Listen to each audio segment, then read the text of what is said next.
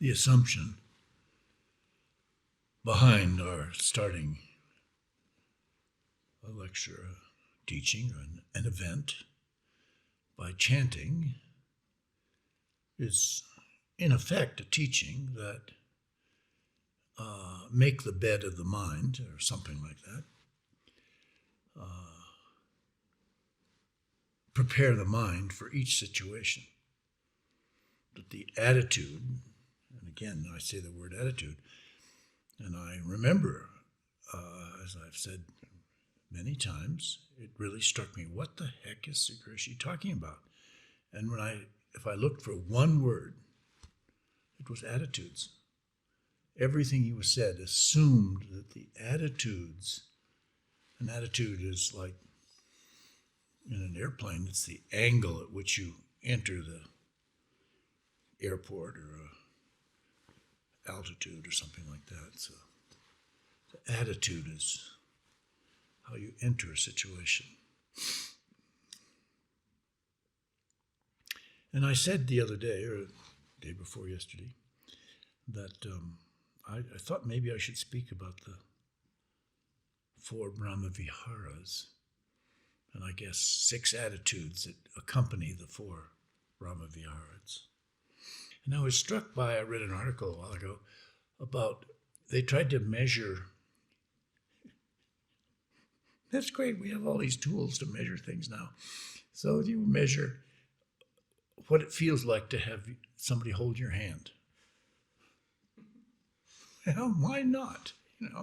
Okay, so what did they discover? That the frontal lobe, which registers something that's new, doesn't register somebody taking your hand at all. Because what they've realized is when somebody holds your hand, it's more of what you already need. So it's not something new. It's something you already have, but you don't have enough of. So it doesn't register in the frontal lobe as, this is something new. No, this is just, I just need more of this. Could you give me 2? Do you have 3 hands?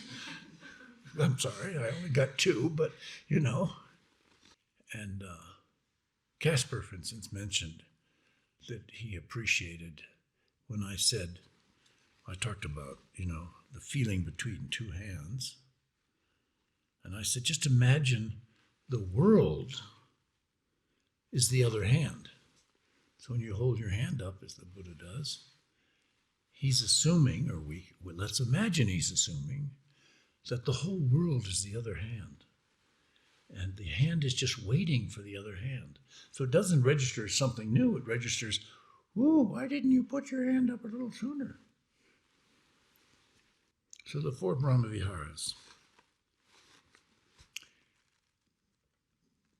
I find them interesting for lots of reasons. One is, they're really a Hindu teaching, or pre-Buddhist Indian teaching, which supposedly the Buddha himself says the Brahmaviharas are not really Buddhism. They're not exactly what I'm teaching, but yeah. And he says they're a good preparation for understanding the Eightfold Path. But the idea that it's pre-Buddhist or Hindu, Indian, or now really a kind of central Buddhist practice, even if it wasn't taught specifically, referenced by the historical Buddhists supposedly, but not necessarily taught by the Buddha. So it means the 4 categories. That in English, I don't know what they are in German, but in English they're loving kindness, or I prefer friendliness. I think it's works better. And they're called the unlimiteds. So the first teaching is the unlimitedness, the unlimited friendliness, empathetic, or often translated sympathetic joy. I think empathetic joy has more power and is a heck of a lot harder to be empathetic with the success of your enemy, your betrayer. But we have to extend ourselves like that. How's the world going to function if we can't even live with betrayers? Because the whole world is full of betrayers. And they're meant to be radiated. You're meant to develop, and the way you traditionally practice with them is you start with yourself, being friendly to yourself. This is like what we chant in the beginning. So your attitude is, I'm going to be friendly to myself. You're okay, you know. You could be a little healthier, a little more flexible, but you're okay. Friendly to myself. And then I start applying that friendliness to the front row here. You guys, you don't get it later. I apply it to the front row, and then I radiate it to the second row. So and I'm swimming in it. It's not that it's going to get into my frontal cortex that all this is new. No. I'm already us company. I'm already us, the Dharma us. But if you start swimming in unlimited friendliness, you can be in a Japanese department store or a German apotheca or, Safeway or City Market here, and you can practice. And as you walk into City Market, you decide, I'm going to practice unlimited friendliness in this. This is really Buddhist practice. You use transitions to deepen your attitudes, looking far into the near. So you go to City Market in Alamosa. Here I come, City Market. As you open the doors, slide them or open them. You commit yourself, intend to swim in unlimited friendliness through the store, down the aisles, swimming down the aisles.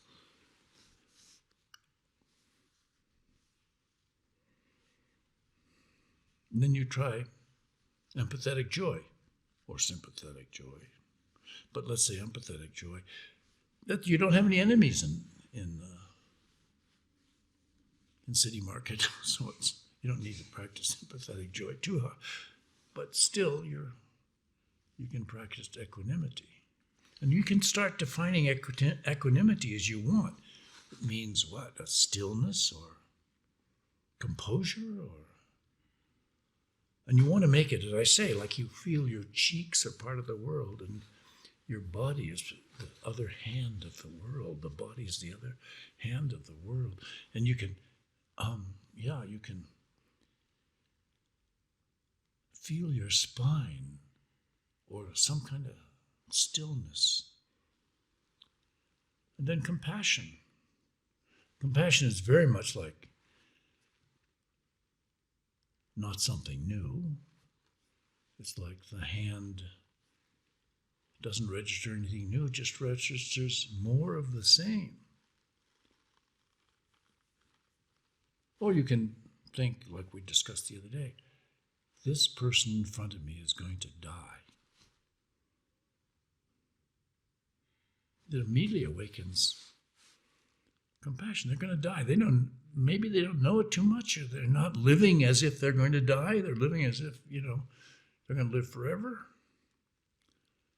So you can feel compassion for the people who think they're going to live forever.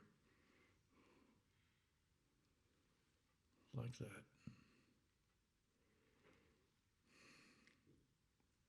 And this teaching doesn't just start with, let's start with practicing unlimited friendliness.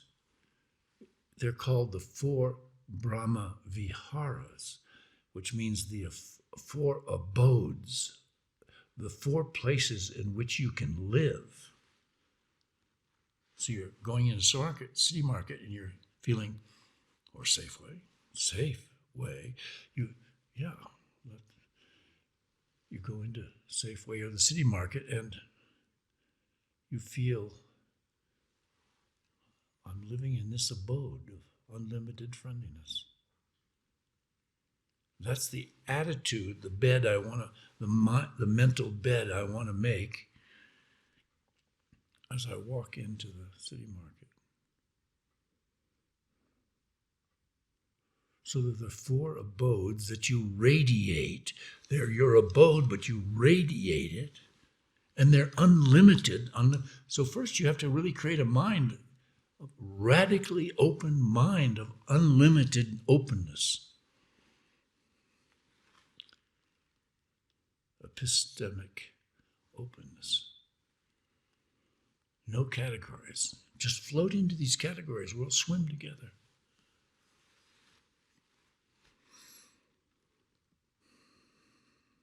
And they're the abodes of Brahma. So you can live in them like a god. I'm going to go into city market and live in the medium of unlimited friendliness like a god, or like a bodhisattva, or enlightenment suchness.